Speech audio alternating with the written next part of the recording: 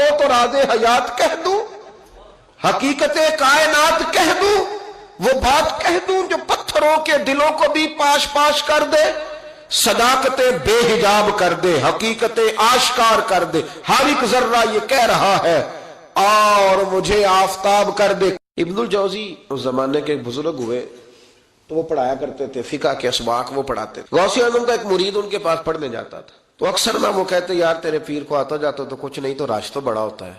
وہ کہہ دیتے نا لوگ، اب کیا کہا جا سکتا ہے، کوئی حرج نہیں، تو اس میں کوئی ایسی بات کہہ دیتے ہیں لوگ، کہا آتا جاتا تو کچھ نہیں، تو رش بڑا ہوتا ہے۔ تو وہ شاگرد تھا چونکہ، استاد جی کو کیا کہ چپ کر جاتا۔ دوسرے دن پھر کہا یار تیرے پیر کو آتا جاتا تو کچھ نہیں، دنیا بڑھ جاتی۔ وہ 3-4 دن گزرے تو شاگرد تنگ آ گیا، کہنے لگا استاد جی آپ اس طرح کریں، میرے ساتھ نہ الجھے، میرے ساتھ ہی چلے، چل کے دیکھ لے وہاں ہوتا کیا ہے۔ کوئی آدمی چھوٹا اس وقت نظر آتا ہے جب اسے دور سے دیکھا جائے یا غرور سے دیکھا جائے، تو کہتے نہیں میں خود اتنا بڑا علامہ ہوں، میں کیوں جاؤں کہیں، میں نہیں جاتا۔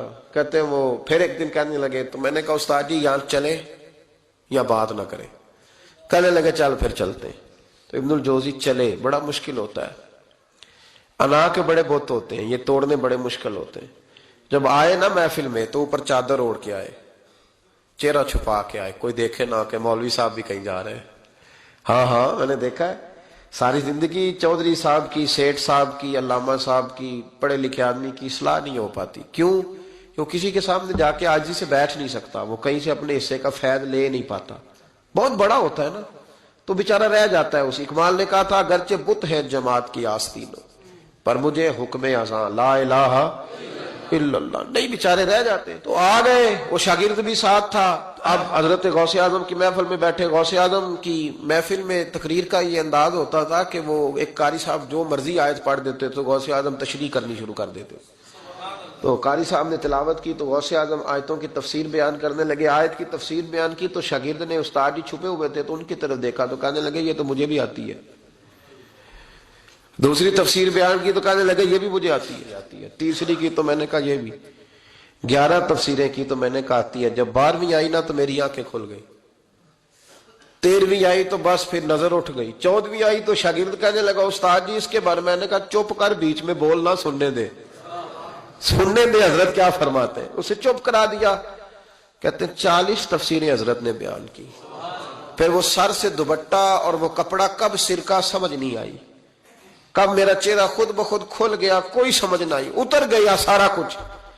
فرماتے 40 تفسیریں ایک آیت کی بیان کر کے غوث پاک کہنے لگے بس سننا ذرا جملہ سننا۔ فرمانے لگے بس بھائی اب کال ختم، اب حال کی طرف آتے ہیں، اب کال ختم، ظاہری باتیں ختم، اب آؤ حال کی طرف۔ تو ابن الجوزی کہتے ہیں میں سنجیدہ آدمی تھا پر اللہ اکبر کہا تو میرا کرتا پھٹ گیا، پگڑی گر گئی، اور میں غوث اعظم کے قدموں میں لگا۔ میں نے کہا بابا آج اتنا ہی، آگے نہیں جانا ورنہ کلیجہ پھٹ جائے گا، آگے نہیں جانا ورنہ بکھر جائے گی ہر چیز۔ کہو تو راز حیات کہہ دوں، حقیقت کائنات کہہ دوں، وہ بات کہہ دوں جو پتھروں کے دلوں کو بھی پاش پاش کر دے، صداقت بے حجاب کر دے، حقیقت آشکار کر دے، ہر ایک ذرہ یہ کہہ رہا ہے اور مجھے آفتاب کر دے۔ کہوں آگے بات تو کہا نہیں آگے نہ بولنا ورنہ کلیجہ پھٹ جائے گا۔ حضرت یحییٰ بن نجاح کہتے ہیں میں غوث پاک کی محفل میں گیا تھا اور ایک دھاگا لے گیا تھا۔ آج میں نے گننا ہے کتنے بندے توبہ کرتے ہیں، ہماری مجلسوں میں نوٹ گنے جاتے ہیں، وہاں کا گنا جا رہا، گننا ہے آج کتنے لوگ توبہ کرتے ہیں۔ تو کہتے ہیں غوث اعظم تقریر ختم کرتے تھے تو 15 لوگ وہاں سے کھڑے ہوتے تھے، حضور ڈاکو تھے، ظالم تھے، آج کے بعد توبہ کرتے ہیں، غریبوں کا مال بھی واپس کریں گے اور محنت کر کے کمایا کریں گے۔ 50 وہاں سے کھڑے ہوتے، حضور شرابیں پی، بدکاریاں کی، آج کے بعد کھری توبہ کرتے ہیں، 10 وہاں سے، 20 وہاں سے۔